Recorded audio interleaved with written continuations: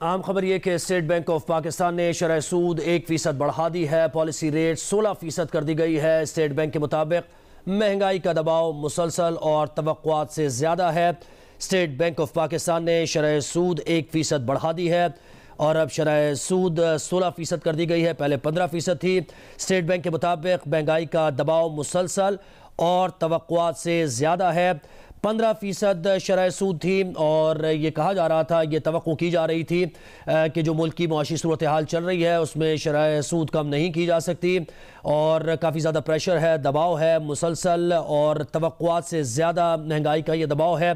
State bank का भी इससे मुताल्लिक़ ये बताना है और अब शरह सूद 1% बढ़ा दी गई है। पॉलिसी रेट 16% कर दी गई है। शरह सूद 15% से अब बढ़ाकर 1% बढ़ा दी गई है और अब 16% कर दी गई है और मईशत को इस्तेहकाम देने के लिए कोशिशें की जा रही हैं कि किसी तरीके से मईशत संभल सके और शरह सूद में इजाफे से स्पेंडिंग्स जो है वो भी कम होती हैं, कुछ रुकती हैं। इसके साथ साथ होता यह है कि बैंक लोन जो बैंक एडवांस करता है लोन और एक इकोनॉमिक एक्टिविटी बहुत तेज़ चलना शुरू हो जाती है, उसकी वजह से महंगाई में मुसलसल इजाफा होता है। तो महंगाई को कंट्रोल करने के लिए, इकोनॉमिक एक्टिविटी को थोड़ा सा स्लो करने के लिए, स्टेबल करने के लिए शरह सूद पहले भी हमने देखा कि बढ़ाई गई थी और 15% पर रखा गया था, फिर उसे बरकरार भी रखा गया और कहा जा रहा था कि मामलात बेहतरी की तरफ जा रहे हैं। IMF से जो हमारी डील हो रही थी उससे पहले, और वो डील जब हो जाएगी, बताया जा रहा था कि उससे मईशत स्टेबिलिटी की तरफ जाएगी और शरह सूद उसके बाद जब कम रखी गई थी तो इकोनॉमिक एक्टिविटी जब इमरान खान के दौर में कम की गई थी तो इकोनॉमिक एक्टिविटी बहुत तेज़ चलना शुरू हो गई थी, जिसकी वजह से महंगाई बढ़ी थी और लोगों की पहुंच से दूर हो गई थी अशिया खुरोनोश भी और दीगर जो ज़रूरी अशिया होती हैं। जब ये हुकूमत आई तो इन्होंने उस मईशत को थोड़ा सा स्लो डाउन किया और उसकी वजह ये थी कि महंगाई को किसी सूरत कंट्रोल किया जा सके। अब इसमें ये कोशिशें कितना कारगर साबित हो रही हैं, कितना सूदमंद साबित हो रही हैं, मुआशी तज्जियाकार हमारे साथ होंगे तो उनसे जानने की ये कोशिश करेंगे। लेकिन खबर यही है कि स्टेट बैंक ने शरह सूद 1% बढ़ा दी है और अब पॉलिसी रेट 16% कर दिया गया है। स्टेट बैंक की तरफ से ये कहा गया है कि महंगाई का दबाव मुसलसल और तवक्कुआत से ज़्यादा है और इसी वजह से ये 1% शरह सूद मज़ीद बढ़ाई गई है। महंगाई को कंट्रोल करने के लिए एफ़र्ट्स की जा रही हैं, लोगों की ज़िंदगी आसान बनाई जा सके, उनकी अशिया ज़रूरिया जो है, जो अशिया खुरोनोश हैं, उनकी कीमतें आसमान से बातें कर रही हैं। महंगाई से लोग परेशान हैं। मईशत को स्टेबल करने के लिए ये तमाम एफ़र्ट्स की जा रही हैं, ये बताया जा रहा है। रियाज एंडी ने हमें ज्वाइन किया है। रियाज, कहिएगा, वही पॉलिसी का तसलसल देखने में आ रहा है और इसकी वजह भी बताई कि महंगाई का दबाव अभी बरकरार है, मुसलसल तवक्कुआत से ज़्यादा है, जिसकी वजह से न सिर्फ मेंटेन की गई शरह सूद बल्कि 1% उसमें इजाफा भी किया गया। राइट, एक्चुअली इंटरनेशनल जो सिचुएशन है उसका तो है, ये सिचुएशन इंटरनेशनली है। वहाँ पर फेड अपना इंटरेस्ट रेट बढ़ा रहा है जिसकी वजह से पैसे का दाम बढ़ रहा है और वो अगर आपके मुल्क में नहीं बढ़ता तो आप RDA का अगर इंटरेस्ट नहीं बढ़ता तो जो आउटफ्लो है वो नजर आएगा, बिकॉज बाहर काफी ज्यादा अच्छा पैसा मिल रहा है। तो ये महंगाई को जोड़ तोड़ना डेफिनेटली है, लेकिन मालियाती शोबे को इस्तेहकाम देना भी इस फैसले की एक अहम वजह बताई गई है और इसकी वजह से पायदार नमो होगी। लेकिन सवाल यही है कि जिस कर्ज की मईशत पे हम चल रहे हैं, कब तक हम कर्ज को अरेंज करते रहेंगे, जो बहुत डिफिकल्ट हो गया है। तो हमें अल्टरनेटिव के ऊपर सोचना चाहिए। ये बात मुझे पॉलिसी स्टेटमेंट में मिसिंग नजर आई। बहरहाल जो है वो ये है कि 1% शरह सूद को बढ़ाया गया है। अच्छा रियाज, ये कहिएगा कि ये जो तमाम तर एफर्ट्स हैं ये इन्फ्लेशन को कंट्रोल करने के लिए की जा रही हैं, लेकिन दूसरी तरफ ये बताया जा रहा है स्टेट बैंक की तरफ से कि महंगाई का मुसलसल दबाव बरकरार है और बढ़ता भी जा रहा है।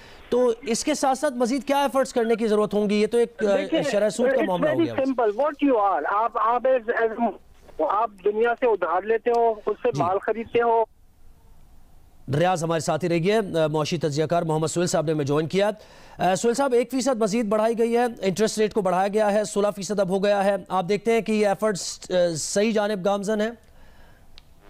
लेकिन तवक्कुआत तो नहीं थी कि ये बढ़ेगा, क्योंकि ऑलरेडी 15% इंटरेस्ट रेट पहुंच गया है।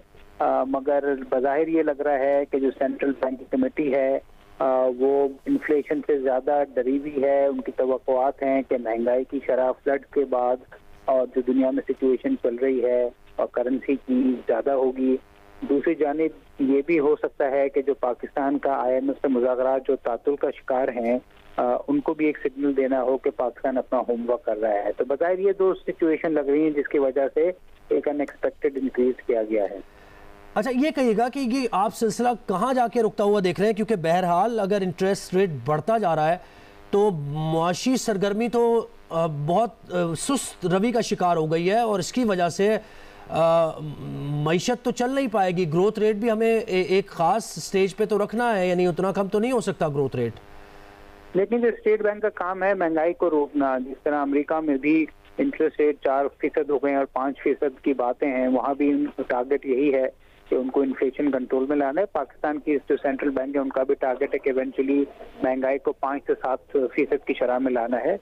तो उनका शायद ये प्लान हो कि हम जितनी एग्रेसिवली मॉनेटरी टाइटनिंग करेंगे उतनी तेजी से ग्रोथ कम होगी, बिल्कुल होगी, डिमांड कॉन्ट्रैक्शन होगी, जिसकी वजह से इवेंचुअली महंगाई कम होगी और फिर आगे जाके जो ग्रोथ हम खो रहे हैं वो शायद रिकवर हो जाए। तो शायद ये टारगेट हो सकता है सेंट्रल बैंक का, जिसकी वजह से उन्होंने ये आज का इक़दाम लिया है।